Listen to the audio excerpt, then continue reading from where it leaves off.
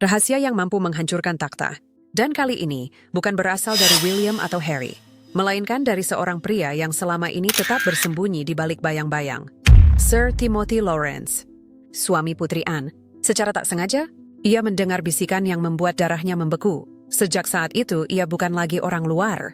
Ia menjadi saksi tak terduga, memegang dalam genggamannya salah satu rahasia paling gelap Camilla. Sesuatu yang belum pernah didengar siapapun, namun cukup kuat untuk mengguncang istana hingga ke fondasinya.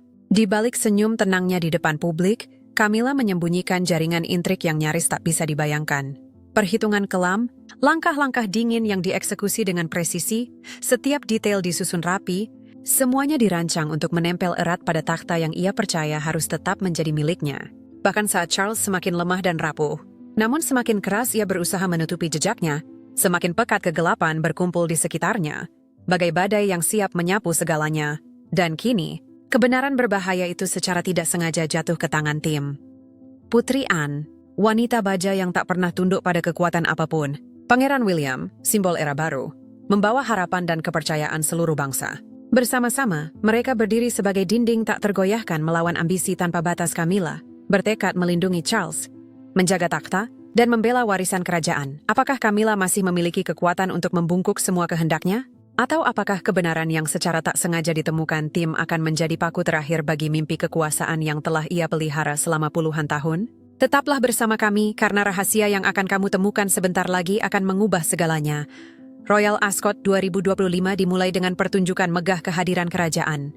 Namun di balik spektakel elegan itu, acara tersebut mencerminkan ketidakstabilan internal monarki yang semakin membesar. Raja Charles III, meski tampak jelas melemah akibat pertarungannya melawan kanker, yang secara resmi diumumkan pada tahun 2024, berusaha keras tampil di samping Ratu Camilla di tribun kerajaan. Wajahnya pucat pasi di balik riasan yang hati-hati. Mata yang redup oleh kelelahan mengungkapkan bulan-bulan pengobatan yang tak kenal lelah.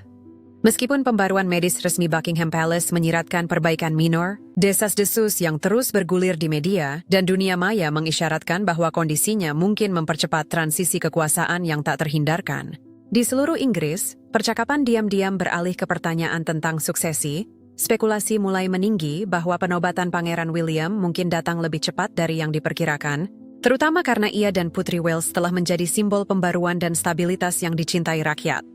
Di acara itu, William dan Kate secara alami menarik perhatian semua orang.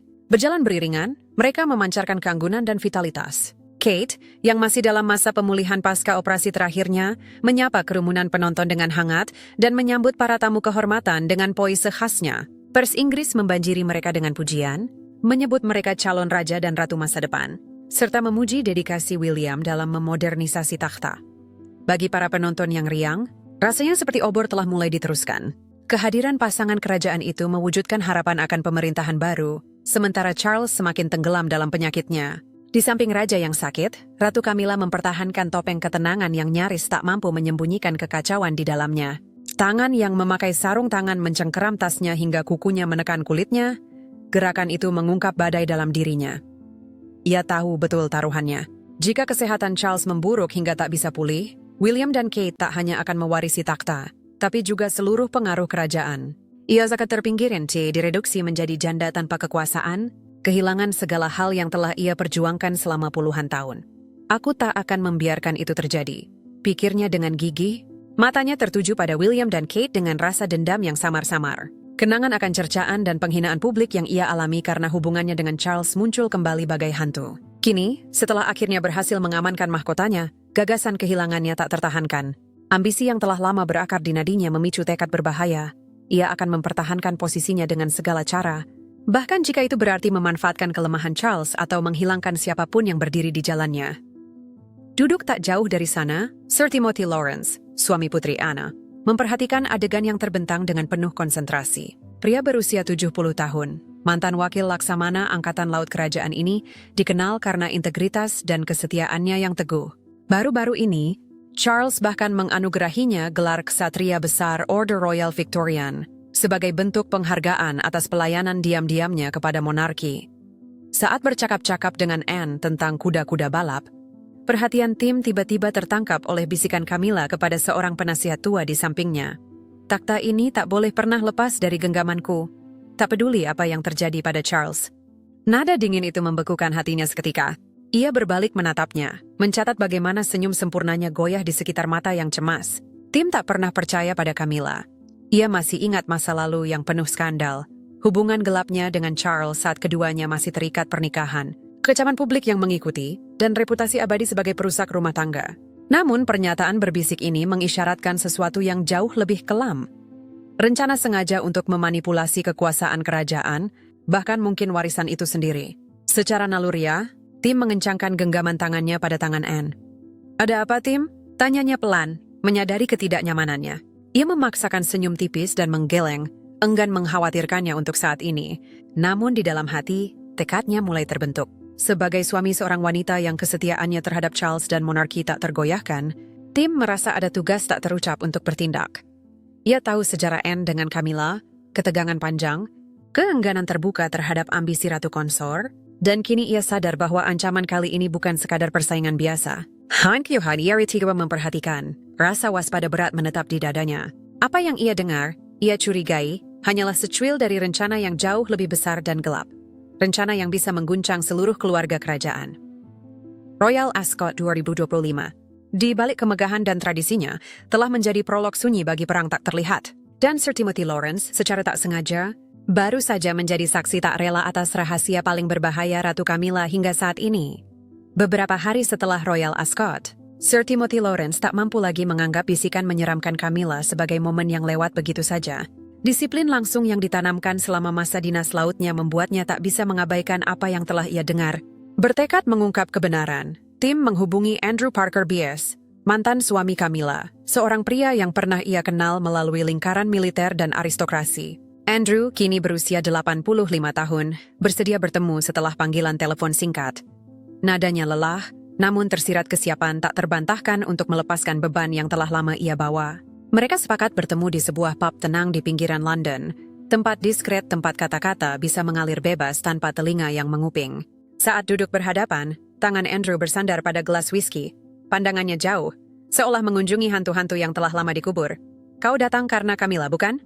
Tanyanya, suaranya campuran kepahitan dan kesedihan. Tim mengangguk serius. "Ya, Andrew, aku perlu tahu siapa dia sebenarnya. Apa yang kudengar di Ascot bisa menghancurkan keluarga kerajaan jika dibiarkan tak terkontrol." Andrew menghembuskan napas panjang, pasrah, seolah meletakkan beban yang telah ia bawa sejak perceraian mereka pada tahun 1995. Suara gemetarnya mulai mengungkap kenangan yang basah oleh luka. "Camilla tak pernah benar-benar menjadi istri, apalagi ibu," katanya pelan. "Sejak hari pernikahan kami di tahun 1973, ia memandangku hanya sebagai jembatan menuju Charles, yang kala itu masih Pangeran Wales. Kami punya 2 anak, Tom dan Laura, tapi ambisi selalu jadi prioritas baginya." Tim mendengarkan dengan saksama. Denyut nadinya berpacu saat kata-kata Andrew mengupas puluhan tahun kebenaran tersembunyi. Andrew menceritakan momen-momen yang paling jelas mengungkap sifat aslinya. "Aku tak akan pernah lupa malam Tom dirawat di rumah sakit karena demam tinggi," ujarnya, mata berkaca-kaca oleh amarah dan penyesalan. "Aku meneleponnya, memohon agar ia pulang. Tapi ia sedang di Highgrove bersama Charles, tertawa seolah tak ada hal penting di dunia ini. Ia berkata padaku, 'Andrew, hidupku tak berputar di sekitar anak-anak. Aku butuh ruang untuk diriku sendiri.' Saat itulah aku sadar, pernikahan kita hanyalah pertunjukan, bukan kemitraan." Genggaman Andrew pada gelasnya mengencang. Buku-buku jarinya memucat, kekuasaan selalu menjadi candunya. Ia melanjutkan, "Selama bertahun-tahun, aku percaya hubungannya dengan Charles adalah soal cinta. Bukan. Itu kelaparan, ambisi mentah yang disamarkan sebagai kasih sayang. Ia selalu ingin takhta berada di pusat gravitasi kerajaan, bahkan jika harus membakar segala sesuatu di jalannya." Ia berhenti sejenak, meneguk perlahan sebelum menambahkan dengan nada suram. Putri Anne telah melihatnya jauh sebelum siapapun. Ia menghadapi Camilla secara langsung.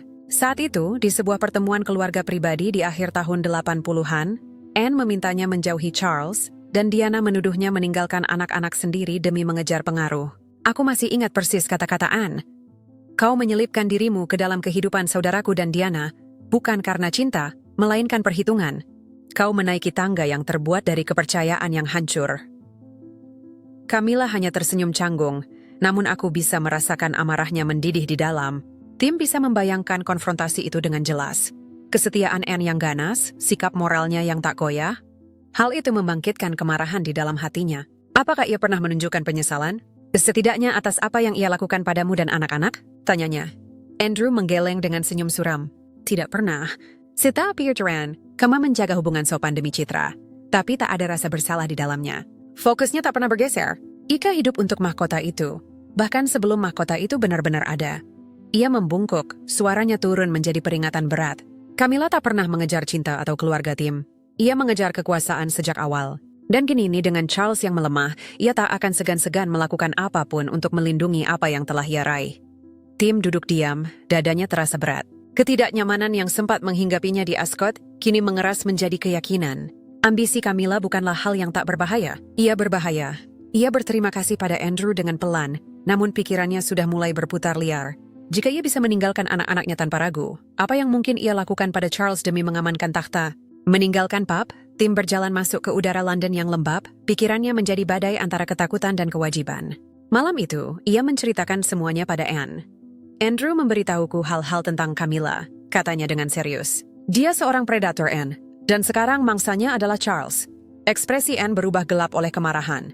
Aku selalu merasakan ambisinya, jawabnya. Tapi jika ia sedang melibatkan Charles dalam skema-skemanya, kita tak bisa tinggal diam. Kita harus bertindak. Pasangan itu duduk berpegangan tangan di ruang tamu mereka yang tenang.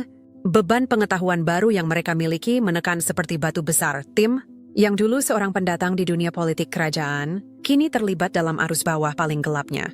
Pengakuan Andrew telah memberikan potongan pertama dari teka-teki yang menakutkan, mengungkap wajah asli Camilla. Seorang wanita yang rela mengorbankan apapun, siapapun, demi kekuasaan. Keesokan paginya, Tim mulai menghubungi kontak lamanya dari kalangan angkatan laut dan aristokrasi, mengumpulkan fragmen informasi dengan presisi seorang prajurit yang memetakan wilayah musuh. Setiap catatan yang ia tulis di hariannya terasa bagai baris-baris pembuka laporan rahasia. Saat malam tiba, ia terjaga, dihantui oleh kenangan bisikan Camilla di Ascot. Ia tahu ini hanyalah permukaan dari sesuatu yang jauh lebih gelap yang menanti di bawah. Di hari-hari setelah Royal Ascot yang penuh ketegangan, Camilla semakin tenggelam dalam kepanikan.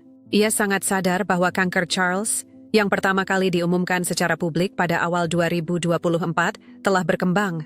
Laporan medis Istana bulan Juli 2025 mengonfirmasi bahwa ia masih menjalani perawatan aktif, menerima kemoterapi rutin, mendadak konsultan medisnya menyarankan peningkatan dosis obat, kemungkinan ditambah imunoterapi bersamaan dengan kemoterapi yang lebih kuat untuk mencoba mengendalikan penyebaran penyakitnya. Perspektif ini membuat Camilla ketakutan. Raja yang lebih kuat bisa memicu dorongan publik untuk transfer wewenang resmi kepada William dan Kate, dan itu akan mendorongnya keluar dari pusat pengaruh yang telah ia bangun selama puluhan tahun. Pada sore suram di akhir Agustus 2025, ia memanggil dokter utama Charles ke ruang pribadi di Clarence House. Dokter itu, Dr. Michael Harrington, pria parubaya dengan pengabdian panjang bagi rumah tangga kerajaan, duduk di hadapannya, memegang hasil tes terbaru, ekspresinya mencerminkan betapa seriusnya kondisi yang dihadapi. Ia berbicara terputus-putus, laporan terlipat di pangkuannya. Yang mulia, kondisinya lebih serius daripada yang kita perkirakan. Kanker telah menyebar ke organ-organ lain. Ia membutuhkan perawatan yang jauh lebih agresif, segera, mungkin kemoterapi dosis tinggi ditambah imunoterapi. Tanpa itu, kondisinya bisa menurun cepat dan mengancam nyawa. Camilla memotongnya tajam, matanya tiba-tiba menjadi keras. Tidak, katanya tegas. Kau tak boleh biarkan kebenaran ini bocor. Jika publik tahu betapa parah kondisinya, sorotan akan beralih ke William dan Kate. Mereka akan diangkat sebagai keluarga kerajaan baru yang stabil, dan aku akan lenyap. Mendekat. Nada suaranya turun menjadi bisikan berbahaya.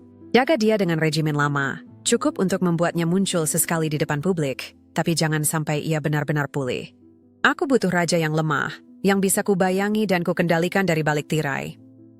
Dr. Harrington terdiam. Tetesan keringat mulai membentuk di dahi saat ia mencengkeram laporan itu. Yang mulia, itu berisiko bagi nyawanya.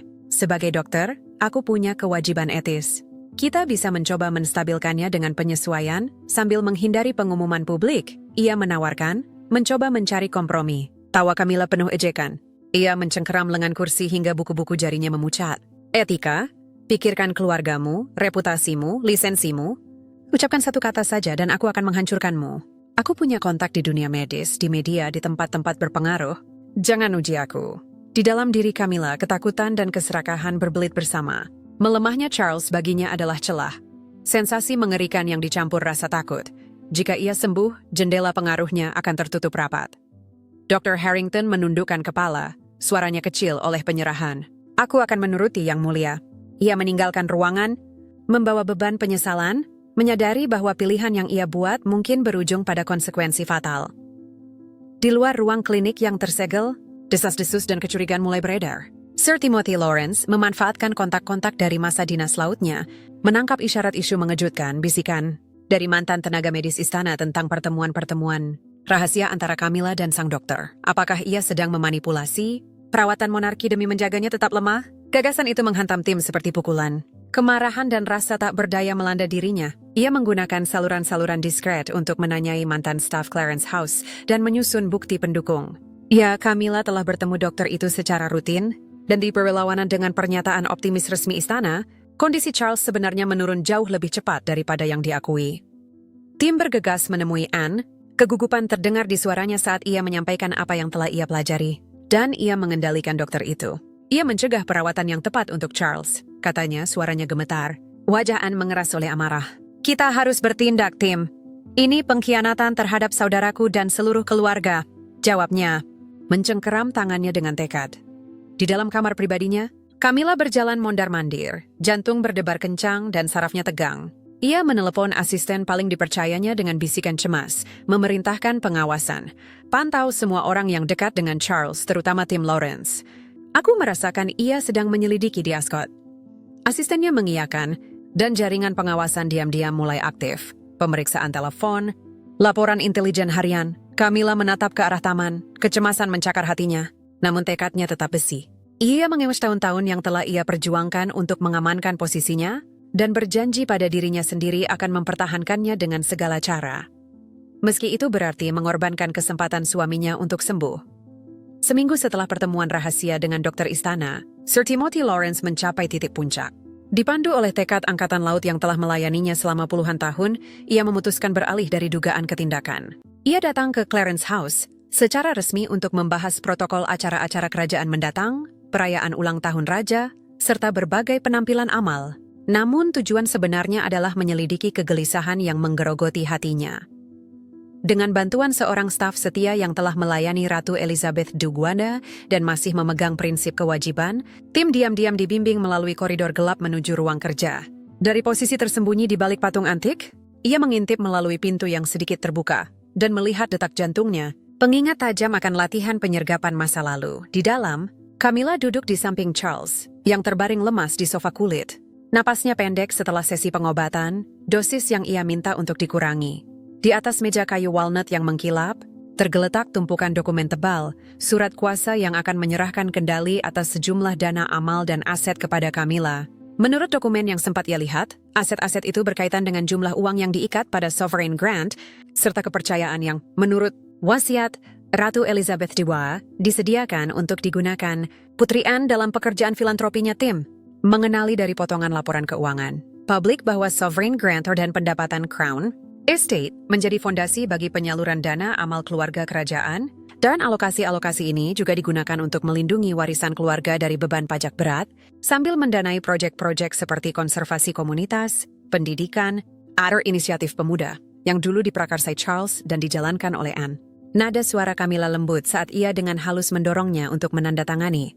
Namun matanya memancarkan tatapan keras, terukur, seolah sedang menjalankan rencana. Tanda tangan saja di sini, sayangku Charles, rayunya. Surat kuasa ini akan memungkinkanku mengurus semuanya untukmu, supaya kau bisa istirahat. Tak perlu ada yang tahu betapa lelahnya kau. Kita akan jaga ini tetap rahasia, dan semuanya akan lebih mudah bagimu. Charles menggeleng lemah, suaranya nyaris tak terdengar. Tangan gemetar di atas pena. Aku tak bisa menandatangani ini, bisiknya. Dana ini adalah warisan ibuku untuk Anne. Bagian sovereign grantinya untuk tujuan amal yang telah ia dedikasikan seumur hidupnya. Aku tak akan mengambilnya darinya. Camilla mendorong kertas itu lebih dekat. Kelembutan lenyap dari suaranya, berganti nada rendah yang mengancam. Jika kau menolak, aku akan meninggalkanmu, Charles. Apakah kau ingin kehilangan aku? Netwarisan Ibmo. Aku harus mengendalikan dana-dana ini demi melindungi takhta. Tanda tangani ini demi kita, demi kehormatan keluarga. Kelelahan dan kelemahan akibat pengobatan yang sengaja dikurangi membuat Charles akhirnya menempatkan pena di atas kertas. Tanda tangannya bergetar di atas formulir, bagai pengakuan enggan, mata penuh kesedihan menyiratkan kesadaran bahwa ia telah mengkhianati warisan saudarinya. Tersembunyi di balik kegelapan, Tim merasa seolah udara telah terhisap dari paru-parunya. Amarah dan jijik melanda tubuhnya. Ini bukan sekadar manuver. Ini pencurian, pengambil alihan yang dihitung-hitung atas warisan Anne. Di bawah payung kelemahan seorang pria yang sekarat, ia menggenggam tinjunya hingga kuku menusuk telapak tangan, menciptakan rasa sakit tajam yang menenangkan, dan memaksanya tetap diam. Ia menyelinap keluar lewat pintu darurat yang ditunjukkan staf setia, hatinya berdebar setiap langkah, berat oleh kemarahan dan tekad. Di dalam ruangan, Camilla membiarkan dirinya menikmati kemenangan kecil secara pribadi. Ia menyegel dokumen-dokumen itu di dalam brankas yang hanya ia sendiri tahu kode aksesnya. Namun kemenangan itu terasa hambar. Kecemasan merayap masuk bagai bayangan. Hampir seketika ia menghubungi jalur keamanan internal. Periksa koridor dan kamera. Aku merasa diawasi. Periksa semua tempat, sekarang. Perintahnya tajam. Penjaga menyisir lorong-lorong dengan senter. Pintu-pintu diperiksa. Rekaman kamera diputar ulang, namun Tim telah lenyap ke dalam malam. Beberapa waktu kemudian, sendirian di kamar tidurnya yang mewah namun dingin, Camilla terjaga di bawah langit-langit tinggi. Kemenangannya bergetar oleh risiko terbongkar. Bayangan Tim yang mengintai di koridor menghantui pikirannya. Ketakutan menggerogoti ambisinya. Jika Tim saja dia cus danak, ia bisa membongkar semuanya. Pikiran itu mengeras menjadi sesuatu yang lebih gelap. Jika seorang tahu, ia harus dihilangkan. Kertas katanya dalam hati Rita janji pribadi yang berbahaya. Seminggu kemudian, pada malam yang berangin dan hujan deras di pertengahan September 2025, London dibungkus cuaca gelap, basah dan angin kencang. Edward Thompson, seorang pelayan setia yang telah bekerja di Clarence House selama 2 dekade, menyelinap melalui jalan-jalan menuju rumah pinggiran kota Sir Timothy Lawrence Edward. Sekitar 50 tahun, wajahnya berkerut oleh kekhawatiran, gemetar saat ia menggenggam sebuah USB kecil bagai detonator. Ia mengetuk pintu tengah malam. Hujan mengucur dari topinya yang basah. Sir Lawrence, Anda harus lihat ini. Saya merekamnya secara rahasia.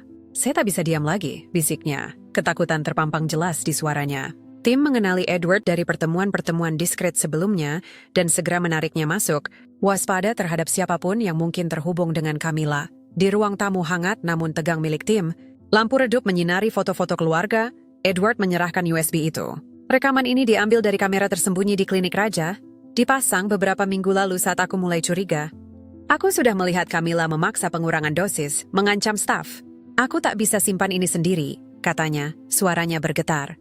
Tim menyambungkan USB ke komputernya, tangannya sedikit gemetar oleh rasa takut, dan rekaman pun dimulai. Gambar jernih, suara tegas. Camilla menghadapi Dr. Harrington, nada bicaranya tajam penuh ancaman. Jika kau membocorkan apapun tentang kondisi sebenarnya sang raja, aku akan menghancurkanmu dan keluargamu, katanya. Takhta ini milikku. Jangan biarkan siapapun merebutnya. Jaga dia tetap lemah, tidak lebih, tidak kurang, supaya aku bisa mengendalikan segalanya tanpa dicurigai. Dokter itu menundukkan kepala, berbicara dengan penyesalan saat ia menyetujui permintaan itu. Camilla tersenyum dingin dan tenang, lalu pergi dengan langkah terukur. Edward menangis saat menjelaskan pola yang telah ia saksikan. Pertemuan-pertemuan pribadi yang rutin, tekanan pada dokter untuk mengurangi pengobatan, ancaman pemecatan jika perintahnya tidak diikuti. Aku takut untuk nyawaku, Sir Lawrence. Tapi seseorang harus berani bersuara. Ia perlahan membunuh sang raja demi mempertahankan kekuasaannya. Tim duduk terpaku, amarah meledak di dalam dirinya. Ia mencengkeram mouse hingga buku-buku jarinya memucat. Ini tak terbantahkan, katanya.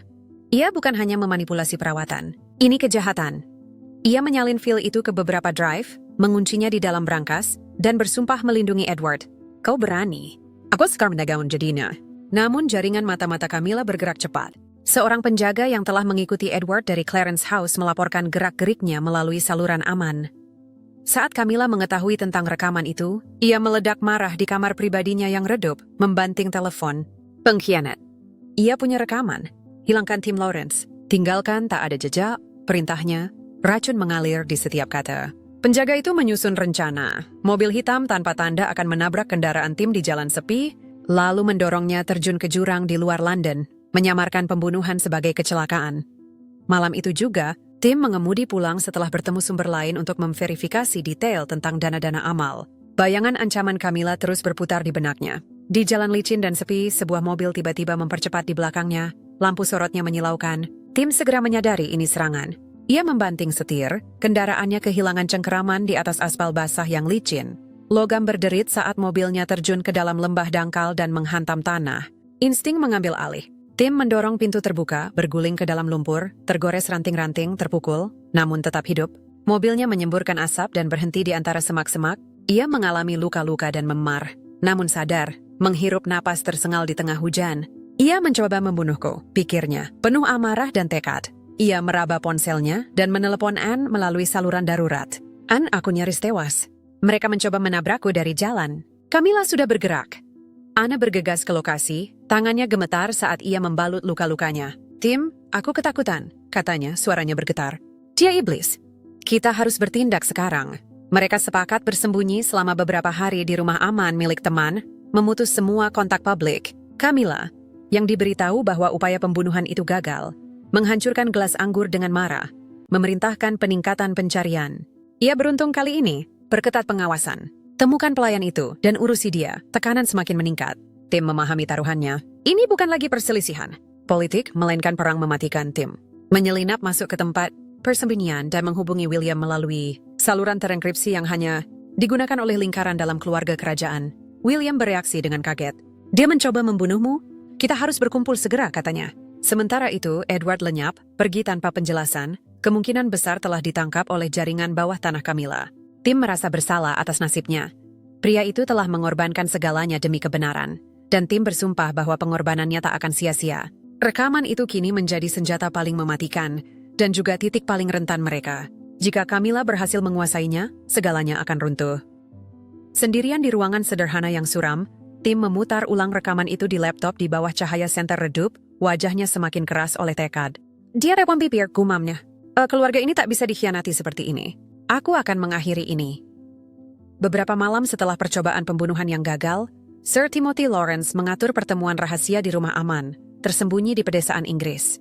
Ia mengantar Pangeran William ke sana menggunakan mobil pribadi dan rute aman untuk menghindari pengawasan.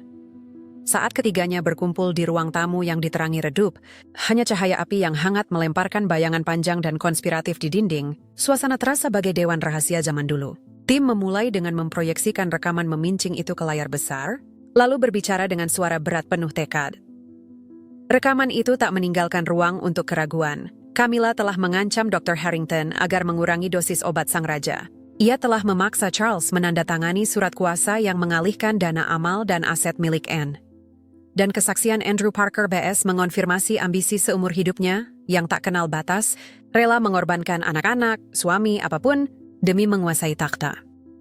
Tim menyusun tiap elemen secara hati-hati dan logis, mengaitkan video dengan catatan harian dan rekaman pendukung, sehingga setiap klaim dibangun atas bukti yang jelas. Putri Anne duduk diam saat gambar-gambar diputar, air mata mengalir di pipinya. Dia telah mengkhianati kita semua, bisiknya, mencengkeram tangan Tim saat rasa sakit dan amarah bertarung di wajahnya. Keteguhan biasanya Putri Anne runtuh, digantikan kelemahan mentah saat ia membayangkan saudaranya yang perlahan dihancurkan, dan suaminya yang nyaris tewas atas nama keluarga. Di sampingnya, William menggenggam tinjunya hingga buku-buku jarinya memucat, amarah membara. Ini lebih dari pengkhianatan terbentanya. Ini pengkhianatan terhadap keluarga kita. Dia merusak ayahku, mencuri warisan nenek, dan kini mencoba pembunuhan. Kita tak bisa biarkan ini berlanjut. Selama 2 jam, mereka mendebat dan merancang strategi, suara naik turun seiring rencana mulai terbentuk. William menawarkan diri sebagai saksi utama di depan publik, berjanji melindungi ayahnya sambil membawa bukti-bukti itu ke hadapan Dewan Penasihat Senior Istana dan tim hukum, menuntut bahwa Camilla telah menyalahgunakan posisinya dan melanggar protokol medis serta keuangan. Anne berkomitmen menyusun dokumen hukum dan catatan keuangan, bertekad merebut kembali dana-dana yang dialihkan dan memastikan sovereign grant tak bisa dimanipulasi lagi. Tim menempatkan dirinya sebagai saksi hidup, penjaga rekaman dan kesaksian, memperingatkan bahwa mereka harus bergerak cepat karena Camilla sedang mengawasi dan kemungkinan besar akan menyerang lagi. Bersatu oleh tujuan, mereka menutup rencana itu dengan pelukan sunyi di bawah cahaya api, sejenak solidaritas rapuh di tengah kegelapan. Kita akan menyelamatkan keluarga kerajaan, deklarasi William. Suaranya mantap penuh keyakinan. Untuk pertama kalinya dalam berbulan-bulan, tim merasakan optimisme hati-hati muncul di dada. Perwira Angkatan Laut yang kini memimpin kampanye rahasia untuk membongkar konspirasi berbahaya. Saat William dan Anne lenyap ke malam, diselimuti keheningan yang sama yang menyatukan mereka, tim tetap berdiri di jendela, tekad mengeras di dadanya. Bab selanjutnya dari krisis ini akan segera dimulai. Hanya beberapa minggu setelah pertemuan rahasia di pedesaan, Dewan Kerajaan dipanggil secara darurat ke Buckingham Palace. Sidang berlangsung di ruang konferensi kayu berlapis. Lampu kristal emas berkilau di atas para hadirin. Tempat yang memancarkan kemegahan kerajaan, meski udara dipenuhi ketidaknyamanan. Di sekeliling meja kayu yang mengkilap duduk penasihat senior, pengacara istana, perwakilan kantor dalam negeri, serta segelintir anggota keluarga kerajaan. Yang jelas tidak hadir, Ratu Camilla. Keheningan berat menyelimuti ruangan. Semua orang tahu, apa yang akan mereka hadapi bisa mengubah monarki itu sendiri. Pangeran William, yang kini secara efektif menjadi suara monarki sementara ayahnya semakin lemah, membuka sidang. Nada bicaranya tenang, namun membawa otoritas seorang pria siap memikul beban kekuasaan. Apa yang akan kalian lihat, katanya, adalah bukti yang tak bisa disangkal. Ia memadamkan lampu dan memutar rekaman rahasia yang direkam Edward Thompson. Suara Camilla mengisi ruangan, dingin, separuh beracun. Jika kau ungkap apapun, aku akan hancurkanmu dan keluarga. Takhta ini milikku. Gambar dirinya yang mengancam Dr. Harrington membekukan seluruh ruangan dalam diam. Seorang pengacara, wajah pucat, bergumam pelan. Ini bukan sekadar pelanggaran etika. Ini pemaksaan kriminal. William melanjutkan, suaranya kencang oleh amarah yang terkendali. Camilla tak hanya mengkhianati ayahku. Ia mengkhianati seluruh takhta. Ia sengaja merusak perawatannya demi menjaga kendali, memaksa dia menandatangani surat kuasa yang mengalihkan aset amal yang seharusnya untuk bibiku Anne. Ia menyajikan bukti tambahan. Pernyataan bersumpah Andrew Parker BS tentang ambisi obsesifnya, catatan harian tim yang mencatat setiap penemuan, dari Royal Ascot hingga percobaan pembunuhan dan surat kuasa palsu yang mengalihkan sebagian Sovereign Grand, Anne, duduk di sampingnya, berbicara berikutnya, suaranya stabil namun gemetar oleh emosi. Wasit ibuku sangat jelas. Dana dan aset amal itu dipercayakan padaku untuk pekerjaan pelayanan komunitas dan konservasi. Camilla tak punya hak. Ia memanfaatkan sakitnya saudaraku dan mencuri apa yang suci bagi keluarga kita. Kata-katanya, syarat martabat dan kesedihan, menghantam ruangan dengan kekuatan kebenaran. Berjam-jam, perdebatan memenuhi ruangan. Beberapa penasihat mendesak agar dibuka ke publik. Yang lain memperingatkan bahwa itu akan menghancurkan citra rapuh monarki, terutama saat raja sedang berjuang melawan kanker. William dan Anne sepakat skandal harus dikontrol. Setelah 3 jam tegang, konsensus tercapai. Camilla akan dicabut semua kekuasaan eksekutifnya, kendali atas dana amal, alokasi, sovereign grant, dan operasi kerajaan secara langsung. Ia hanya akan mempertahankan tugas seremonial sebagai ratu konsor, foto resmi, prosesi, dan penampilan simbolis. Namun pengaruh politik dan finansialnya akan dihapuskan. Seorang pengacara istana merangkum dengan serius. Keputusan ini mengikat dan berlaku segera. Semua dokumen akan disegel secara rahasia demi menjaga martabat Baginda Raja. Keesokan paginya, surat resmi tiba di Clarence House. Sendirian di ruang kerjanya, Camilla membuka gulungan perkamen tebal dan membaca pesan dingin itu. Ia harus mundur dari semua tanggung jawab eksekutif demi menjaga persatuan kerajaan. Jemarinya gemetar. Ia mencengkeram kertas itu hingga robek. Air mata panas mengalir di pipinya saat ia berjalan ke cermin. Pantulan yang menatap balik bukanlah seorang monarki, melainkan seorang wanita 78 tahun, mata kosong, mahkota yang memudar. Untuk apa semua ini? Bisiknya suara serak. Penyesalan muncul di wajahnya, namun datang terlambat. Kantor pers istana bergerak cepat, merilis pernyataan yang dirumuskan dengan hati-hati. Yang Mulia Ratu Camilla akan mengambil jeda dari beberapa tugas karena alasan kesehatan, fokus pada peran seremonial bersama sang raja. Surat kabar menerima cerita itu, hanya melaporkan spekulasi ringan. Tak ada yang di luar lingkaran dalam yang tahu. Apa yang terjadi bukanlah pengunduran diri, melainkan pembersihan diam-diam. Di dalam Buckingham Palace, keheningan adalah fakta tak terucap. William, Anne, dan para penasihat sepakat takkan pernah mengungkap kebenaran. Beberapa hari kemudian, Sir Timothy Lawrence berdiri di samping Anne di Westminster Hall selama perayaan 100 tahun salah satu yayasan amalnya. Mengenakan jas hitam rapi, tim mempertahankan ketenangan biasanya, namun cahaya tenang menyala di matanya. Sejak pertama kali mendengar bisikan Camilla di Royal Ascot, melalui setiap risiko dan penemuan, dialah yang mengungkap konspirasi itu. Anne mencengkeram tangannya dan berbisik, "Kau menyelamatkan saudaraku, dan kau menyelamatkan kita semua." Tim hanya tersenyum samar, kebanggaan berkedip di balik ketenangannya. Di Clarence House, Camilla duduk di dekat jendela, menatap hujan yang membuat taman kabur. Tak ada rapat, tak ada pengaruh, tak ada yang bisa ia perintah. Ia adalah ratu dalam nama saja. Terkurung dalam keheningan istananya sendiri. Kewikisan yang selamat hidupnya ia rebut telah larut menjadi kekosongan. Bagi keluarga kerajaan, krisis telah berakhir. Bagi Camilla, ini adalah kehancuran sunyi dari ambisi. Tindakan Dewan, dipandu oleh William, Anne, dan Tim, telah menentukan nasibnya dan melestarikan warisan Charles serta Ratu Elizabeth II. Pada akhirnya, kebenaran menang, bukan melalui skandal atau perang, melainkan melalui kesetiaan, keberanian, dan tekad mereka yang menolak membiarkan takhta jatuh ke dalam kegelapan. Bagaimana perasaanmu mengetahui Camilla rela memanipulasi kesehatan Charles demi mempertahankan kekuasaan? Apakah kesetiaan Tim menginspirasimu atas pengorbanannya demi keadilan? Berikan pendapatmu di kolom komentar.